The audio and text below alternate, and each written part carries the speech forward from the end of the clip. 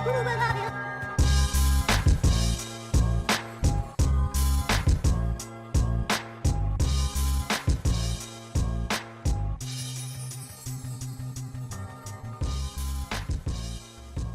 right, what's going on, everybody? It's David Brickley alongside Brett Regan, episode 29 now of the Entrepreneurial Wrap on iTunes and Facebook and all that good stuff. What's going on, man? How are you?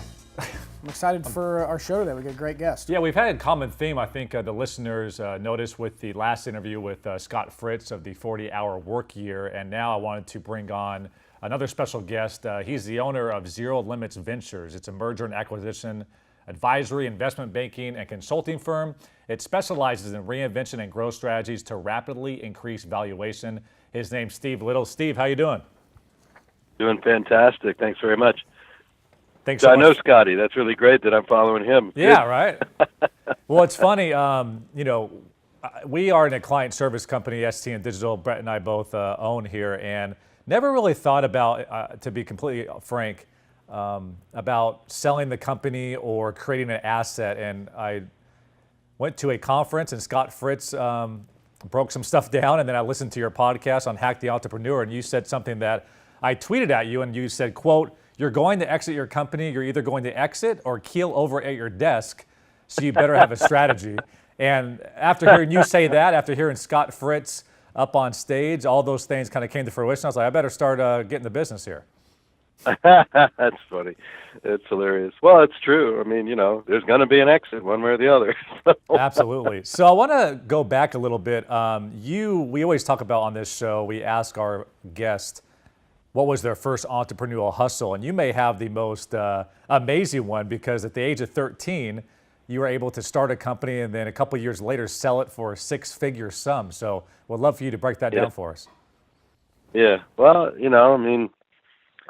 I was like every other 13-year-old. I thought I needed to make some money. So, I went to my dad and he said, well, why don't you go cut the grass, right? So I cut our grass and then, started cutting the neighbor's grass and, like that. But I had a little bit different experience. After literally about 10 minutes of cutting my neighbor's yard, I was like, well, this sucks. I don't want to do this. It's hot and buggy and no, that's no good, right? So I hired another kid to cut the grass for me, and I paid him a little less than I was getting paid, so a little bit of arbitrage there. Then just kept expanding that. I mean, I started getting other clients and, grew a bunch of customers and, actually ended up buying some equipment without my dad really knowing what I was doing. He was a busy guy, running his life, and I was just a kid doing my thing.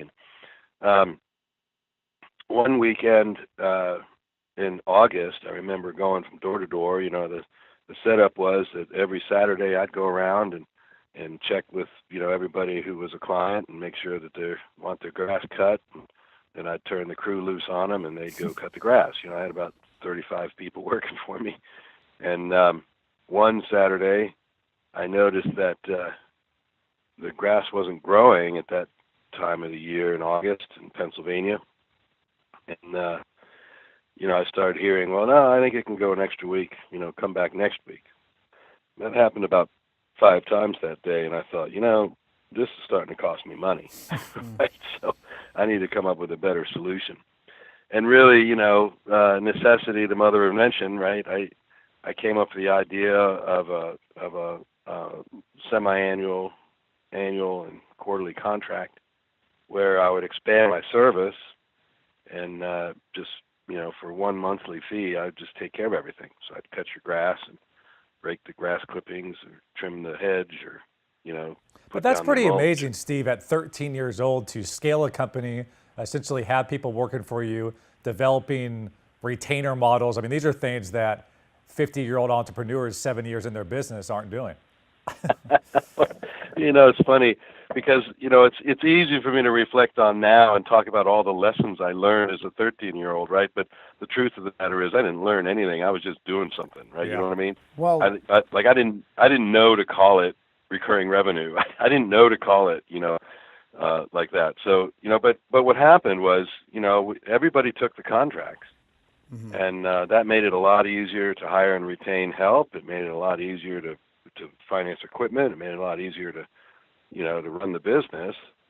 And when my dad came home one night and said, "Hey, I've been transferred. We're moving," I said, "Well, Dad, what am I going to do with my business?" Now, understand, at the time, he thought I was out, cutting the neighbor's yard once a week, right? Right. So it's like, well, his response was, "Well, I'm sure they'll understand, that you're moving. I mean, they'll get somebody else to cut their grass."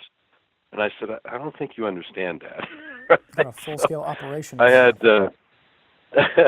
I don't know if I'm going to date myself a little bit here, but when I was in grade school, we had these loose leaf notebooks that were covered in blue cloth, and everybody had them. I mean, it was sort of the standard issue loose leaf notebook, right? And it was blue, and I wrote on it in black magic marker, Steve's Big Book of Business, and inside that book were all those contracts, and all the invoices, and all that stuff was in that book. It was about a 2-inch thick binder. I laid that out on the kitchen table, and he started flipping through it. And bless his heart, he's an engineer, so he was, he wasn't really sure what he was looking at. He finally looked up. He goes, "What am I looking at here?" I said, "Well, those are all the contracts that I have for all the property that we take care of." Right? He was like, his jaw dropped open, like, "What the heck are you talking about, son?" Right? And then he said, "Well, I mean, wow, this is a big operation. I mean, how much money do you make?" And I gave him my bank book, and he responded to that with astonishment as well, right? And he said, "Well, I don't have any idea. I mean, how are you going to tell all these people that, I said, "Well, that's what I'm saying. I'm going to have to either cancel all these contracts or, maybe we could sell it. I don't know. You think anyone would buy it?" And he's like, "Well, I don't know, son. I mean, I don't know anything about that." So right at that time, it so happened that, the chem lawns and lawn doctors were sort of emerging in the market, at least in that market. And I happened to know that there was one in a nearby town, and there was another one in a different nearby town. So I talked my dad into driving me over there with my big book. And I went in and sat down with I guess it was a franchise owner, and opened the big book and on his desk and said, "There's all those contracts. I need to sell that because I'm moving." Right? And of course, now that I look back, I can see that what he was seeing was, millions of dollars value, Right. because he's going to sell them, fertilizers and pesticides and greeneries and everything else, right? So the first guy offered me $187,000, and Jeez. I thought that was pretty amazing. I tried not to act too excited, right? I went outside and got in the car, and my dad said, "So, what happened?" I said, "Well, he offered me $187,000. My dad just completely And what year was flipped out. this? Oh, geez, I was 13, so 60. So $187,000 was a very significant lot of money. amount of Oh, yeah. Still is now, but A more lot now. of money. Well, it was more than he made, right? So All right. a lot of money. And so he said, "Well, that's amazing, let's go home and celebrate." I said, "No, let's go to the next guy." Right? So we go to the other guy who gives me a little more, and we sell it to him, and that's the end of that story. But the thing that I took away, and really the reason that's a significant story relative to the premise of the conversation we're having, is that on reflection, it showed me the importance of understanding what drives the value of a business, right? The value of that business wasn't in the employees, it wasn't in the equipment, it wasn't in the money, it wasn't in the profitability and the margin. It was in those contracts, right? That's what made the business valuable. And that's what was eventually acquired with the contracts, Sure. right? I mean, I don't actually know what they did with all the equipment, right? So, and like I said, I mean, that's all learning in retrospect. I didn't understand that at that time. Right. You say that you don't understand at the time, but I mean, your story starts out like millions of other kids, where you start mowing lawns, you realize you hate it, and in 99.9% of scenarios, people say, "I'm over it, I'm done, I'm not mowing lawns anymore," and maybe they go and look for something else. But you pivoted, started hiring people, scaled up, and even when it comes to leaving town, I think there's a lot of people at that age would just say, "Oh, that stinks. I'm going to lose out on all this revenue," and you were able to turn that into multiple offers for Yeah, a business. turn down offers as well. Right, not just jump at that 15 first years one. old. So was there anybody in your family or anyone that you were looking up to, or was this just innate, a very clear Yeah, no, I don't. business sense? Yeah, no, there was nobody. We didn't have any entrepreneurs in my family.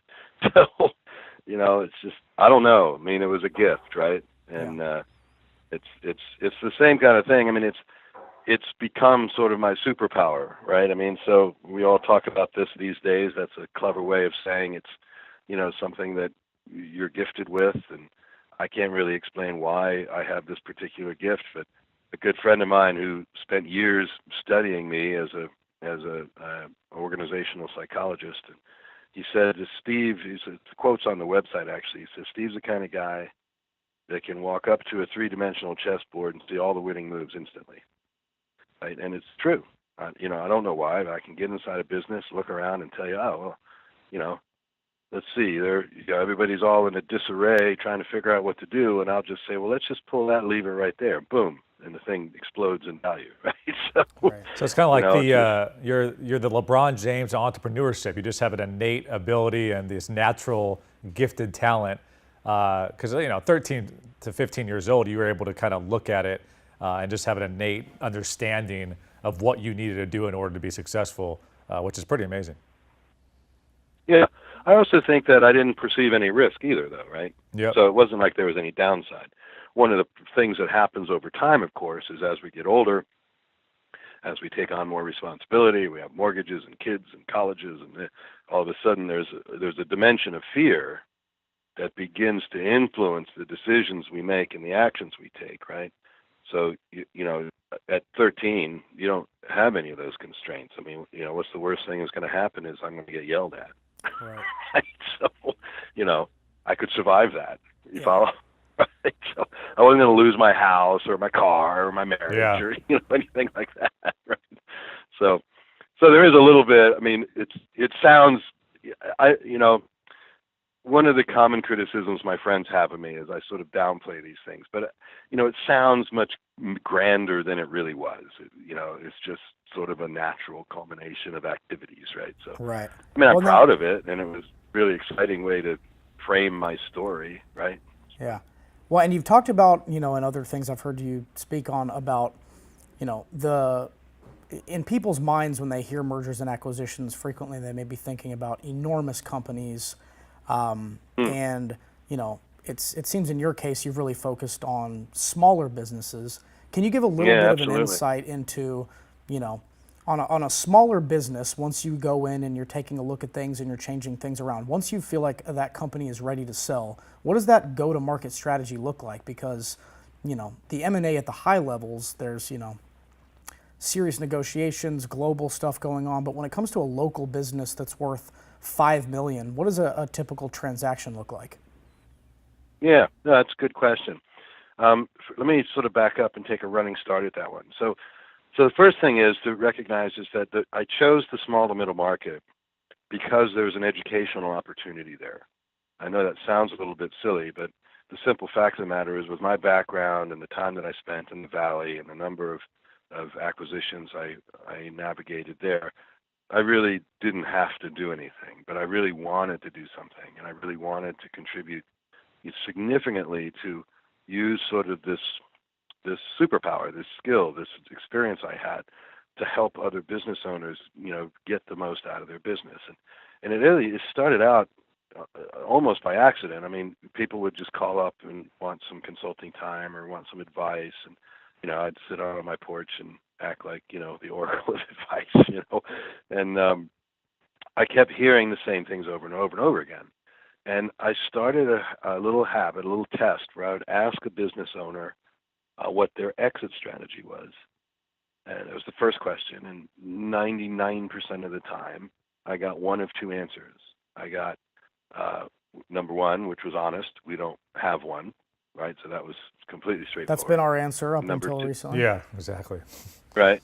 And the second answer was, well, we're going to grow it and someone's going to buy us, which is also interesting, but not a strategy, right?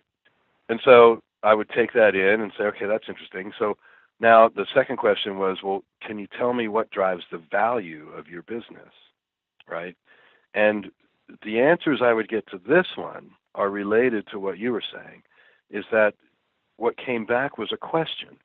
And it sounded something like this. It sounded like, well, what do you mean? Like revenue and earnings? Gross margin? Is that what you mean? Right? And my answer to that is, well, those are certainly important factors. That's a true statement. You cannot deny that revenue, earnings, and profitability are, in fact, significant inputs into the formula of valuation. However, if they were the things that determined the value of your business, then explain Snapchat to me. Yeah. You can't. I mean, we can call it an anomaly, but it's not an anomaly. Explain Amazon to me. I mean, pick one. Explain Zappos to me. Why did Amazon pay $1 billion for Zappos, for crying out loud? Amazon sold everything Zappos sold. Amazon had all the customers Zappos had. I mean, why was it worth $1 billion? Yeah, and I've got a question for you specific to Zappos. So okay, well there were other intangible factors that drove the value of those businesses, right? And those are the things that I try to get business owners to understand about their business, right? Yes, I understand that business owners want to grow revenue, grow earnings, grow. I get it. But I also know that if you stop and you learn, understand, here are the magic value nuggets in my business, then you all of a sudden can make much better decisions. For instance, let me give you a quick example. Is that all right? yeah.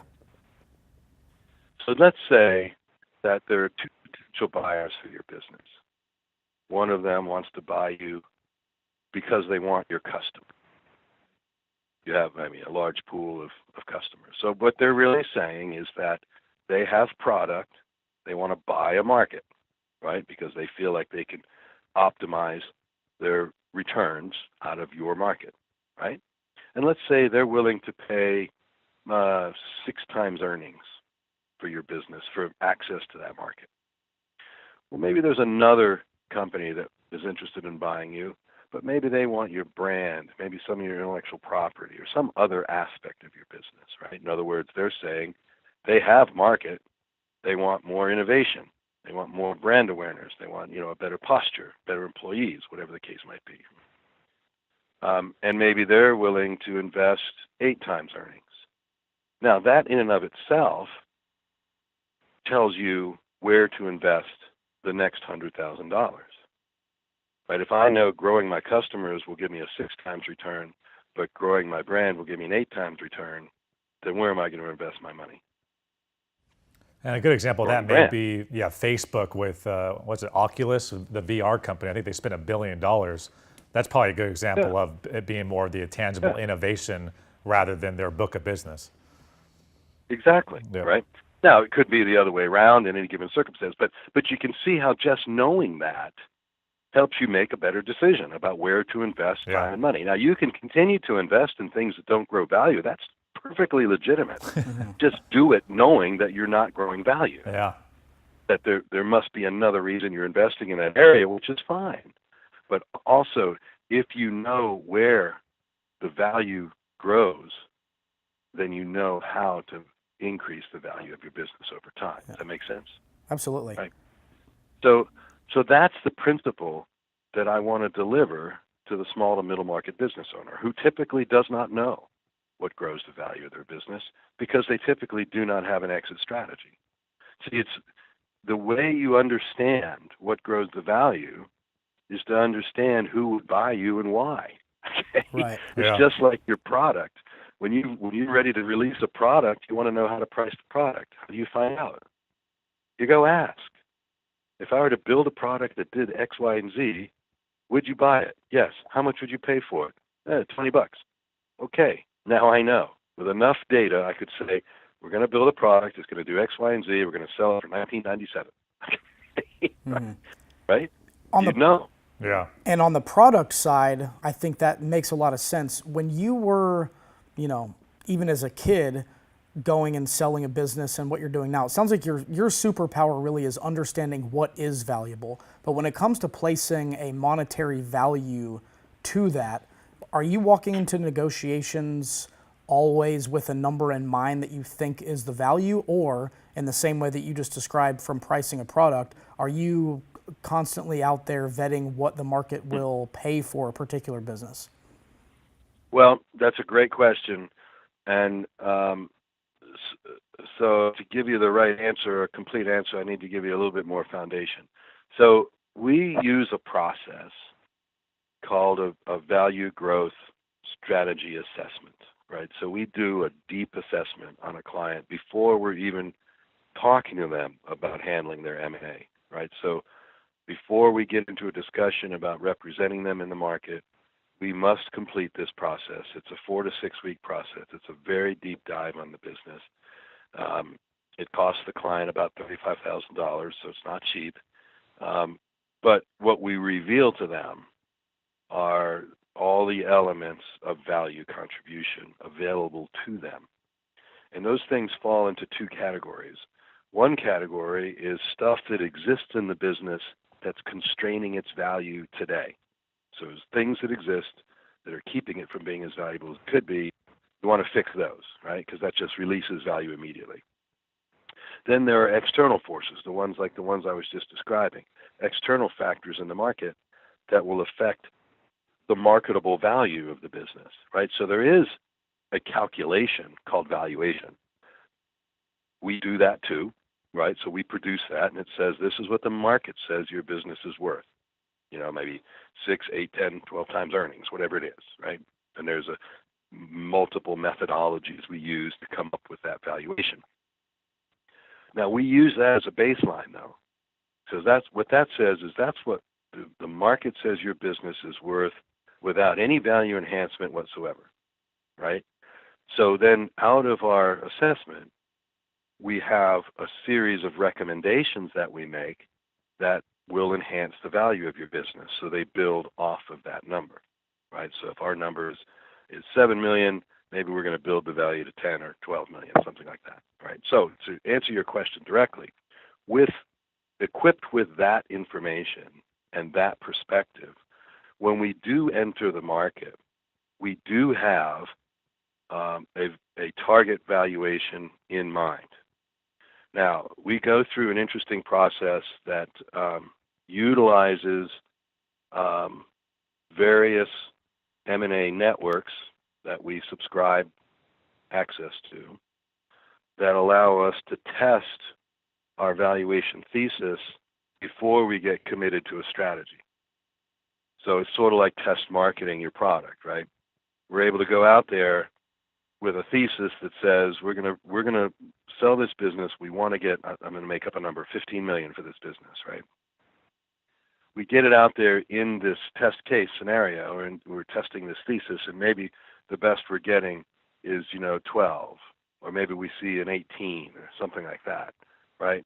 It'll tell us how close or how far we are from actually getting what we're looking for. Then we can pull back, make the adjustments necessary in our packaging or in our representation of the business so that when we go out, we're hitting a mark that we know we need to hit. Now, so Steve, we're only getting, yeah.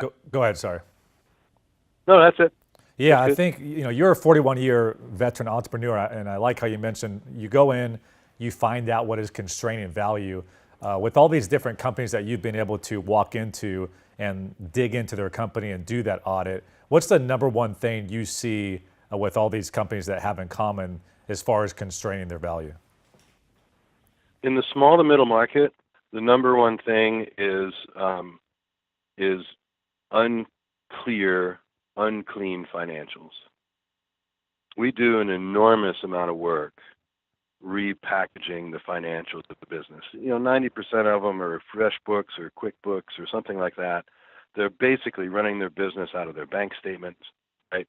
There's a bookkeeper goes in once a month, categorizes everything, and those become the books, right? Yep. Well, when you move into acquisition or fundraising, particularly when you're talking about sophisticated institutional buyers like big private equity firms or big strategic buyers, you're going to need to present them a set of professionally prepared GAAP books. So we do that work for the business owner because it's ridiculous to assume they can do it, right? They don't have that person on staff, nor should they really have that person on staff at that time, right? So we go through the process of creating that vision of the business. We go through a process of helping them articulate their product roadmap, and then we model that product roadmap in a 5-year projection model that we can provide as evidence of the growth potential and the growth opportunity for the investor. What that allows us to do is get the buyer to stop focusing on the historic performance of the business and start focusing on the possibilities. What's the opportunity in this business, right? And that allows us to get a premium value. Which would be Snapchat in a nutshell. It's not about what we're doing now, but look what we could do with all these users and the ability to advertise to them. Yeah, I saw a quote some time ago about Evernote. I don't remember what magazine it was, but something to that effect. It said Evernote is not worth $1 billion. It's not worth $1 billion because it's worth $1 billion. It's because someday it'll be worth $100 billion. Right. Okay, right. So, well, what are your thoughts on these valuations? Like, I think LinkedIn sold for $25 billion. Obviously, you've seen what happened with Snapchat. Brett and I have talked a lot about people are assuming that everybody's going to be able to do what Facebook has done, but do you think those valuations are crazy? Do you think they're right where they should be? What are your thoughts on some of those tech? Well, no, I think it's clear that there's not that much tangible value in the business, but it's also clear that at that level in the market, rationality isn't part of the equation. So, we don't operate there intentionally, just because it's it's just insanity in my way of thinking. Yeah. Right? And there are all kinds of forces at work that, quite frankly, aren't of interest to me. I really don't care about that game. I really want to help, small to medium market business owners get the most out of the life's work. I mean, the simple fact of the matter is, 90% of the people we work with, this represents probably one of, if not the single largest financial transaction that will occur in their lifetime. Yeah. Mm-hmm. Now, I want to help them make the most of that transaction. But frankly, and more importantly, this is another one of those distinctions that's sort of undocumented. I want them to be in a position to make the contribution to the world they really want to make. So when you think about it, if you were selling your business today and it was worth $20 million, I'm going to sit down with you at some point in time in that process and say, hey, guys, we're going to put $20 million in your pocket. What are you going to do? I mean, do you have a plan? Do you have something you want to give to? Do you have something you want to? Do you want to house the homeless in Haiti? Do you want to feed starving children in Africa? Do you want to? I mean, what is it you want to do? You want to cure cancer? I mean, what do you want to do? Yeah, and in the space, I've heard a lot about even depression. I mean, when you put that much blood, sweat, and tears into something, that's your baby essentially, and then it goes away. Mm-hmm. Even if you have that huge check at the end of the day, a lot of people are left with what's next. Well, so this is the thing. You hit the nail right on the head. So it's been well known for years, right? It's anyone that's in the sell side of an M&A understands what I'm about to say. The seller becomes completely irrational the last 2 weeks. I mean, insanely irrational, focused on all the wrong things. Like, right? how does that express itself? What are some examples of where people have done something that's crazy? Like, you're about to get a check for $20 million and you're worried about a $3,000 a month recurring payment. Right? I mean, the way I responded to that was, here, what I want you to do is take this piece of paper, go over there and calculate the interest on $20 million. Right. Right.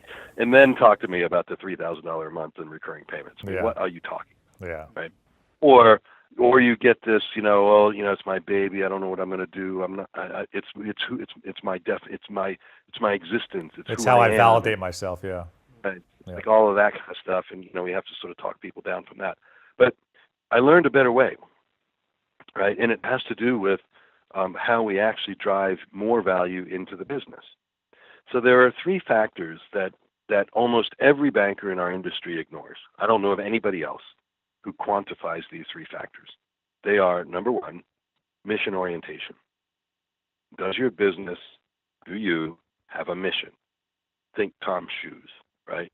I mean, is there something that's a unifying factor to every employee in your business that drives them to come to work every day because they know they're making a contribution in that area? If you don't have one, you better get one, because there's an entire generation of people who will be the only employees available to you who will not work for a company that does not have one. Yep. Okay, so critically important.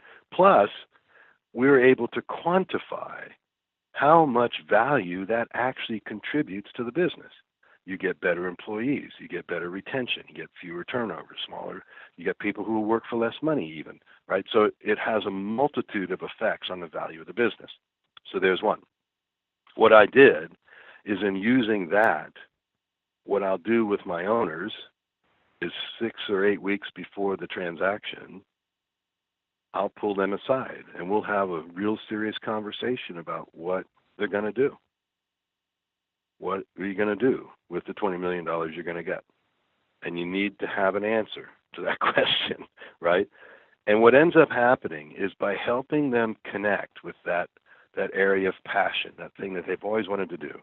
I mean, the simple fact of the matter is, if you're a business owner, you got into it for a reason. Now, you might have forgotten why, but you did get into it for a reason, right? And if we can reconnect you with that reason, then all of a sudden, you don't even think about the transaction anymore. You're on to the plan, on to the next thing. Yeah. If it's housing the homeless in Haiti, then you're on to how that's going to work, how you're going to get supplies there, who you're going to hire on the ground, how you're going to make it work, blah, blah, blah. You're on to the next thing. And the transaction just happens along the way, and the money flows into the bank, and it goes where it's supposed to go, right? And you will have had a plan, right? So the catastrophe is if the M&A specialist, whether it's a broker or banker, doesn't invest the energy in helping their client make that transition, because that's where you get people who burn all the money, lose all the money, freak out, become drug addicts or something. Right? I mean, there's all kinds of horror stories, right? So I feel like it's a responsibility, but more importantly, I feel like it's a way that we can continue to orient the work that we do to accomplishing big missions in the world. So much so that I will not take a client who does not have a mission. Now, There's no have you point. ever walked into a client's office or spoke with them and told them that you're so far away that we can't really even think about merger and acquisitions? Call me in a year when all these things are figured out, or is that something that you run into sometimes? Yeah, well, that's another purpose of the assessment, right? Right. So now that we've done this deep dive, I mean, this just happened with one of our clients. We could sell the business today for $30 million. We could get offers for $30 million all day long, right? They wanted $50 million. Well, they're not ready for $50 million. Yeah. They're not worth $50 million, right? And so, but they have a roadmap. They have the summary of recommendations that give them the specific things they need to undertake in order to be worth $50 million a year from now. So the right answer is, go do those things, and we'll see you. Yeah. Okay? Yeah. Right? And, if they come back to us, great. 90% of the time they will, because we've provided so much value in that assessment. I mean, we've given you answers to the deepest questions you have about your business, right? So it's value. Now, you could go to another broker and say, here are the factors. That's fine. I'm not going to be upset by that. I think it's a mistake, but, if somebody does that, they do it. A lot of our listeners may not be prepping for a sale, but they're trying to make their business more healthy, more sustainable. Mm-hmm. And I know that you're a guest writer on Entrepreneurial.com, and you made a pretty good point on only a third of new businesses make it to the 10-year mark. And I wanted to ask you, what are some of the contributing factors that cause 66% of businesses to never hit their 10-year anniversary? Well, the biggest one is money. They don't know how to manage their money. They don't plan to have enough money. Okay, and that's the number one reason businesses fail, is they're undercapitalized. And so, ask anybody that I said knows me. I'm always focused on making sure you have enough capital in the business to sustain the growth of the business. You can only bootstrap for a short time. You have to get through the bootstrap process quickly, and then have a plan for how to sustain the growth, to capitalize to sustain growth of your business, right? Now, if you can do that with profit and earnings and revenue, great, awesome. Keep it all. That's great. If you can't, you need to have a plan. Right? Either some bank financing, some equity financing, some mezzanine financing, something. Right? There needs to be a way for you to capitalize the business. So that's the number one reason. The number two reason is that they don't create a cultural orientation. So I mentioned there were three factors, one of which was mission. The other is culture. Again, it's a somewhat intangible for most bankers and brokers, but it's vitally important that the company be oriented culturally. I would go a step further and say share a set of values, right? So there's a great book I'd recommend anybody read called The Values Factor, where it really talks about how, look, there's no way around the fact that you're going to spend your time on what you value. Right now, if you're spending your time on things that you don't think you value, then why are you spending your time on them? The fact that you're spending your time on them means you do value them. If that means you need to change your values, then change your values. But you follow me? But, people think of values as things like honesty and integrity. Those aren't values. Values are things like mastery or, service or contribution, right? Things like that. So anyway, that then flows into your formation of a culture. And it's the culture of your business that creates the long-term sustainability of its employees, of its contributors, of the people that are inside the walls of your business, whether physically or virtually, right, that are there and committed to contributing in a significant way to the growth and advancement of the business. If you don't invest in the formation of that, then you're not going to succeed long term. It's just going to erode, and you're going to end up with a lot of loosely coupled people that are working on various things that are of interest to them. Right? Yep. And it can be a virtual business. It doesn't have to be colo. It could be still virtual, but you need to come up with ways to generate, cultivate, and anchor in some cultural center, some soul, if you will, to your business, right? So that's another reason. And I think nowadays more and more businesses will continue to struggle, or will start to struggle and then ultimately collapse because they're not adopting the obvious innovations. So most notable is social intelligence, AI, machine learning. These are going to be fundamentals in business. They won't be just cool things that some cool businesses do. These are going to be like paychecks, right? It's going to be a fundamental piece of the business, right? And we see so many big corporations still struggling with things like social media. Yeah. Well, I mean, you got to get past that so fast. I mean, we're deep now. Here's the analogy. Back when I was selling software, we were selling, multi-million-dollar software transactions to corporate enterprises, right? You had to have a close personal relationship with your client. Whether it was golfing, movies, fast cars, dinners out, however you formed that relationship, that was your job as a salesman, right? I used to call my sales team professional entertainers because that's what they did. Yep.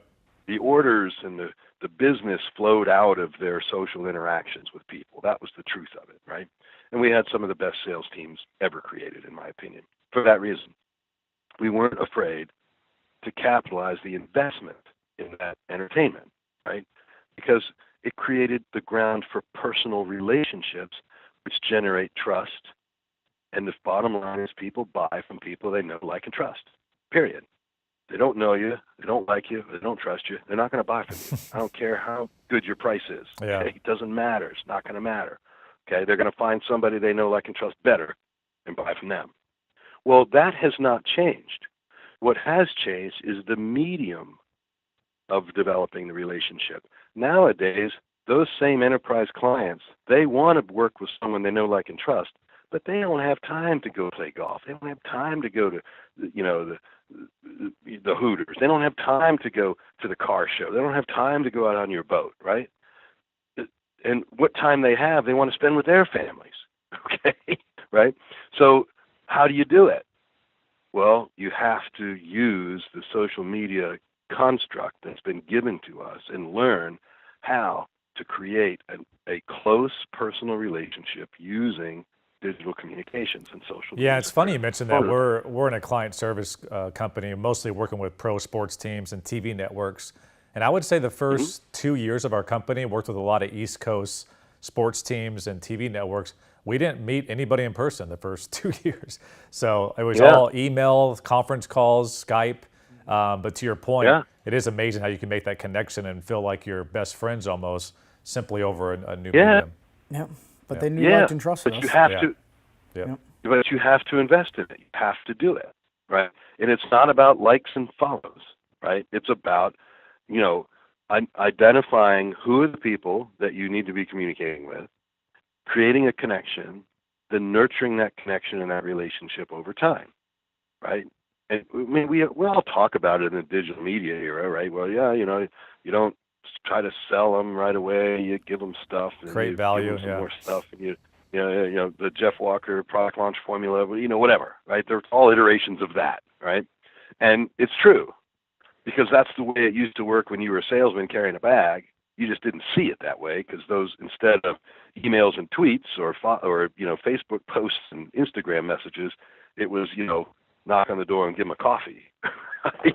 But it's basically the same, right? And so those are the three biggest fundamentals that I think are missing for companies who begin to falter and fail.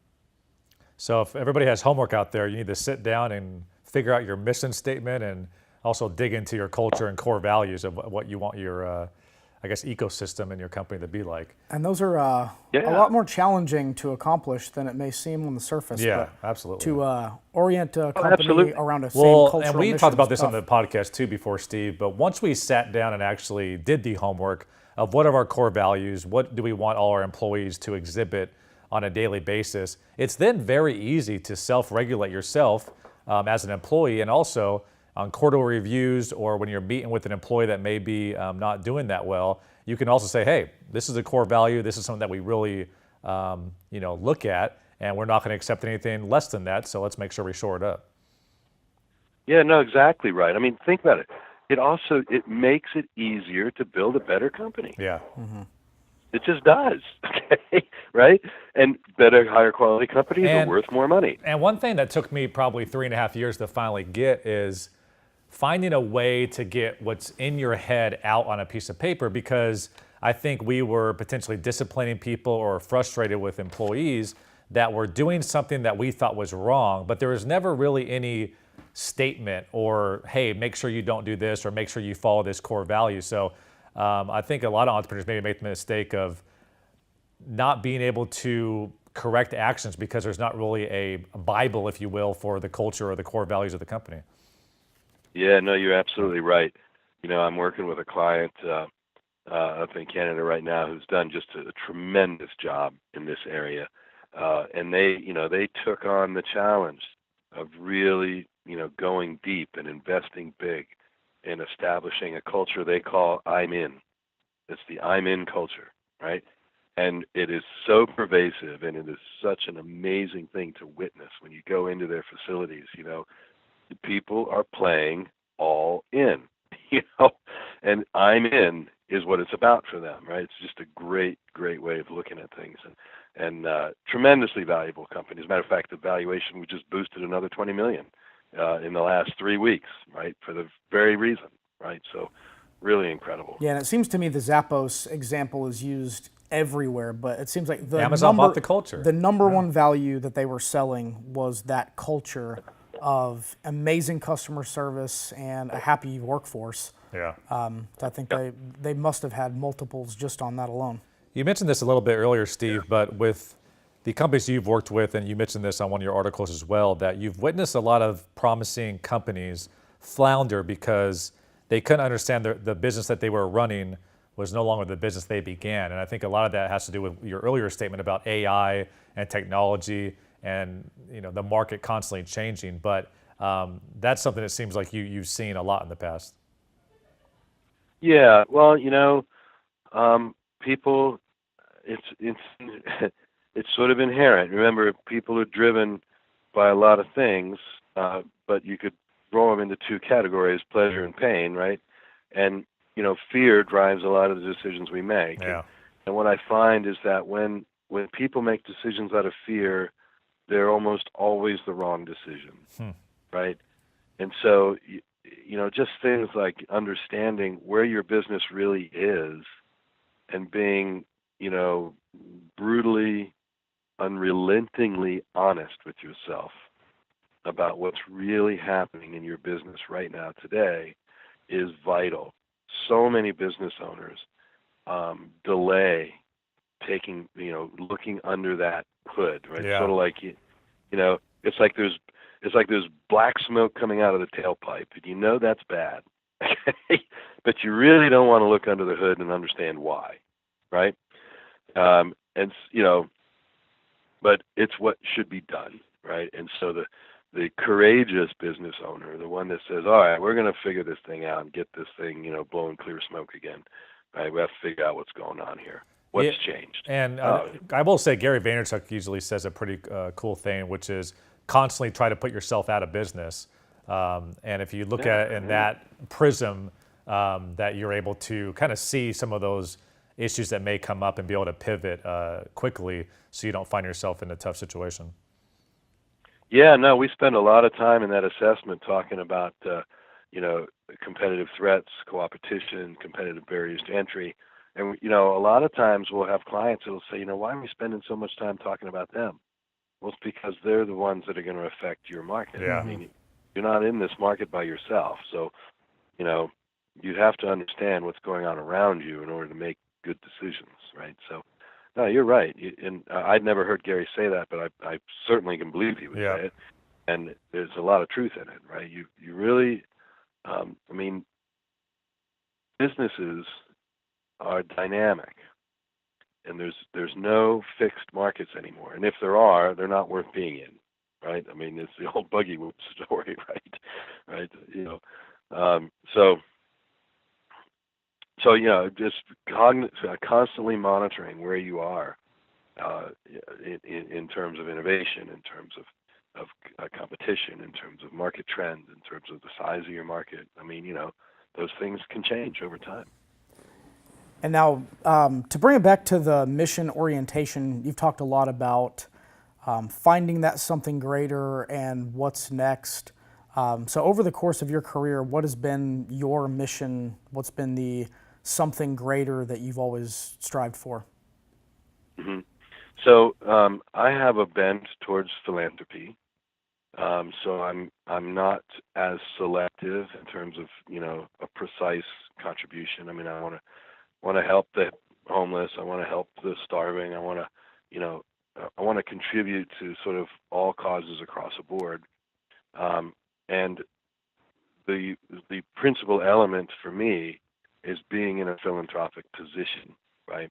Which allows me to sort of drive my values around mastery, my values around contribution, my values around capacity, right? So I see things as there's potential capacity, and then there's real kinetic capacity when you're in action, contributing in a significant way. So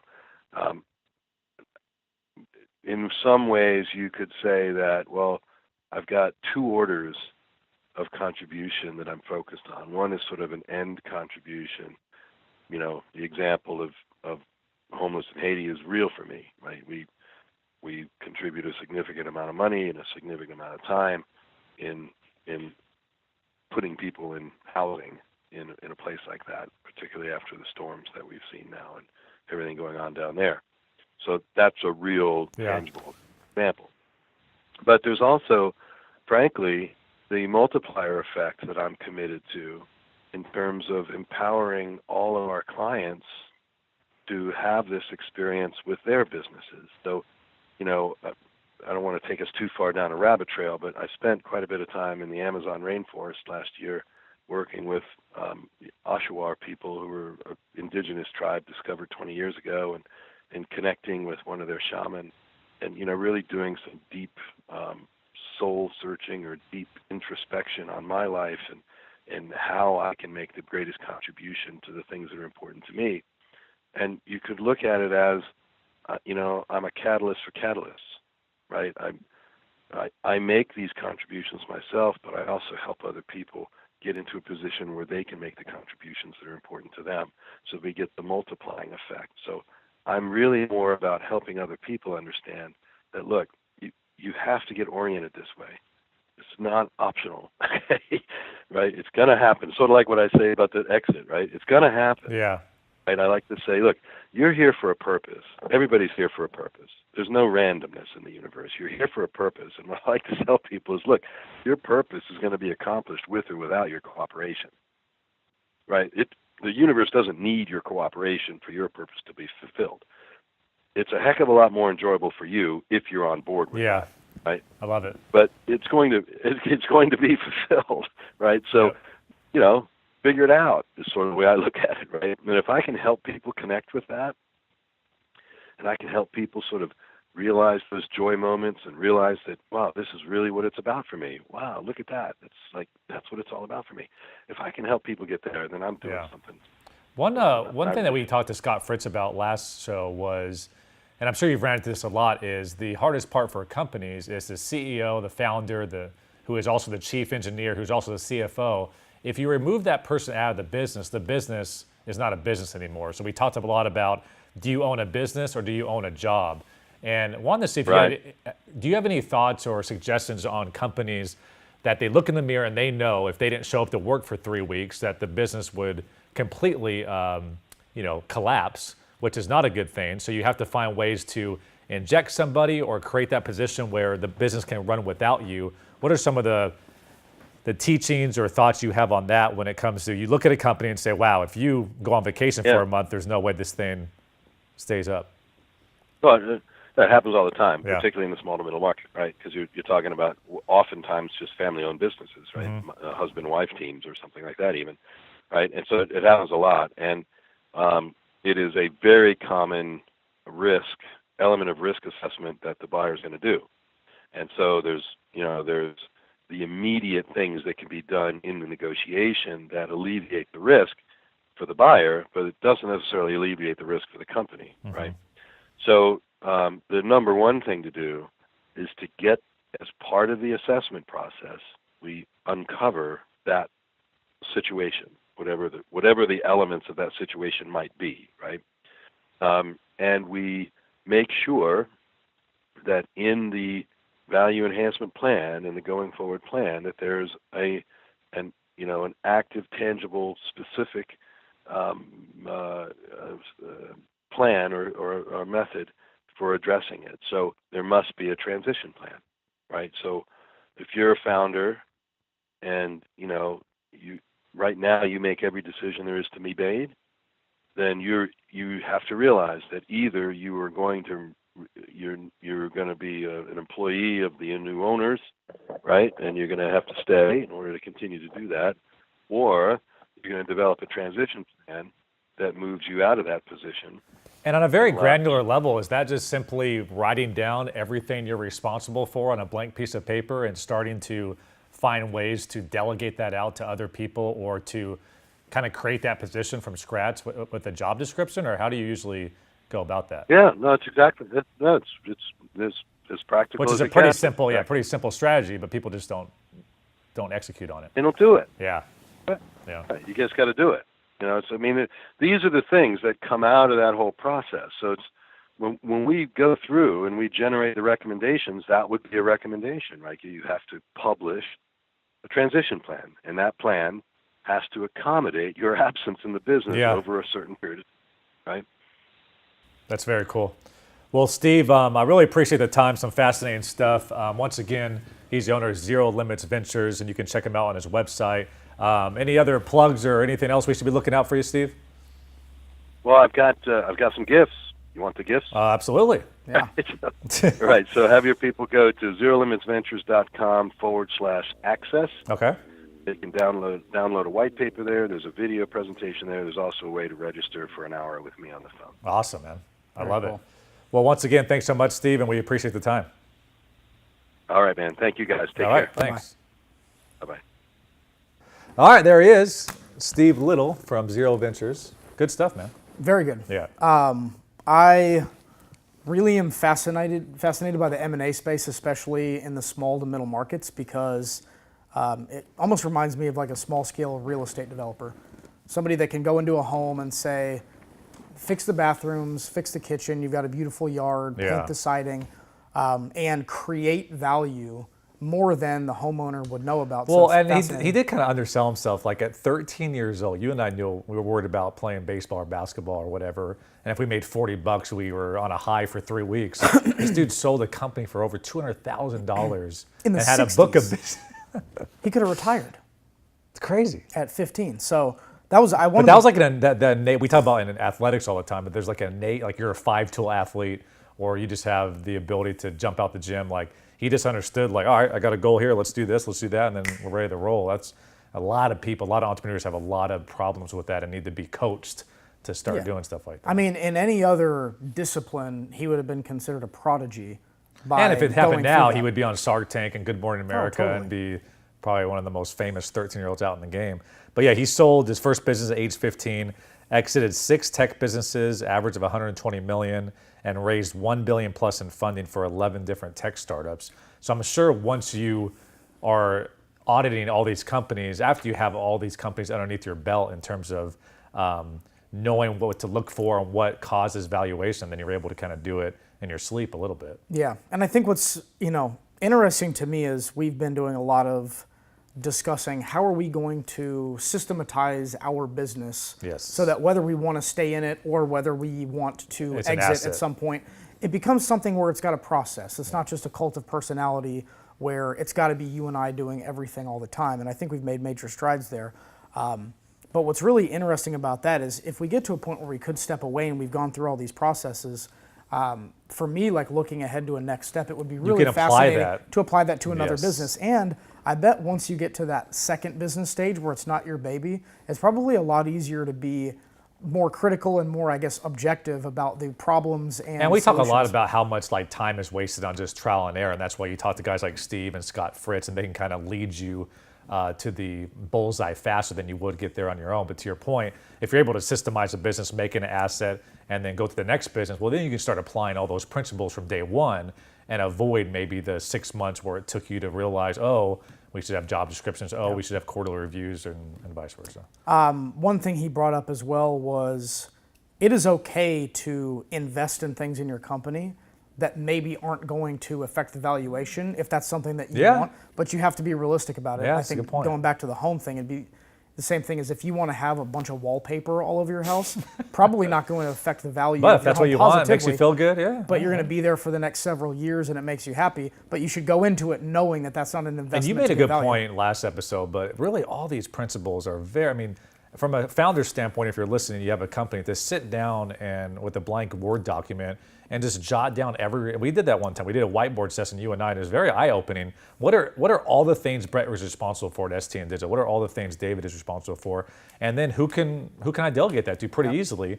And it might take a 10-minute conversation with one of your employees to take one of those things off your plate, and all of a sudden it starts to become more of a system. And by that process, that's where I think is the most important, because the things that are already systematized by nature or by habit is easy to hand away. Yep. As you start to pull those away and you realize, well, these are the things that I can't give away yet. Well, those are the ones I need to focus on. Mm-hmm. How am I even going about doing these? How does my brain, figure out how much we should be charging people? And if it's just on a whim, well, that's not a very good system. We Right. need to have a quoting system. If you can't teach this to somebody, then it's not a good system. Yeah, so and then if it's so clear that I can say this is exactly how I'm doing it, well, then it's a lot easier to hand it to somebody. We can say, hey, there's inbound Yeah, interest. and that's the and here one you thing go that to I think quoting. we made some strides on. And one thing, it'd be self-aware enough to know over the last 6 months, I think I've made strides in is, again, you have this concept of what's acceptable in your brain. And an employee may do something like, hey, why'd you do that? You shouldn't have done it that way. But if there's no goal or there's no description of what they're supposed to do or a procedure, well, then how are they supposed to hit that mark for you if it's just in thin air? Yeah. Something that he brought up that I think is worth maybe talking out a little bit more is like the mission orientation. Not necessarily that we should be changing our business into a Tom's model where we're giving away a bunch of free stuff, but Why do we do what we do? Why do the we culture like, is easier to create if there is a mission, and I And the think mission that's one can't be, thing. we just want to make a ton of money, because from a culture standpoint, people aren't going to get behind that. We just want to make Right. a ton of money. Or, I mean, if we said, if that really was our mission, is to make the most money out of everybody in the agency, well, then the people that were working There needs to here, be an incentive they program, They yeah. need to be money motivated type people, and you build that culture around incentives and commissions and some sort of rev share model. But I mean, I don't think that's our mission. But it becomes a lot easier to say this is the mission for this particular company. Yeah. And then the culture kind of follows behind. So I do think that's a good, I guess, little exercise to go through and think about, like, what's the purpose? What do we want out of this? Well, there it is. Hopefully people got some little knowledge nuggets there on episode 20 and 29. Scott Fritz and Steve Little really talking about creating an asset for your company and owning a business rather than owning a job, and all really tangible, great advice. So we appreciate, once again, Steve Little, episode 29, Brett Regan, David Brickley, Entrepreneurial.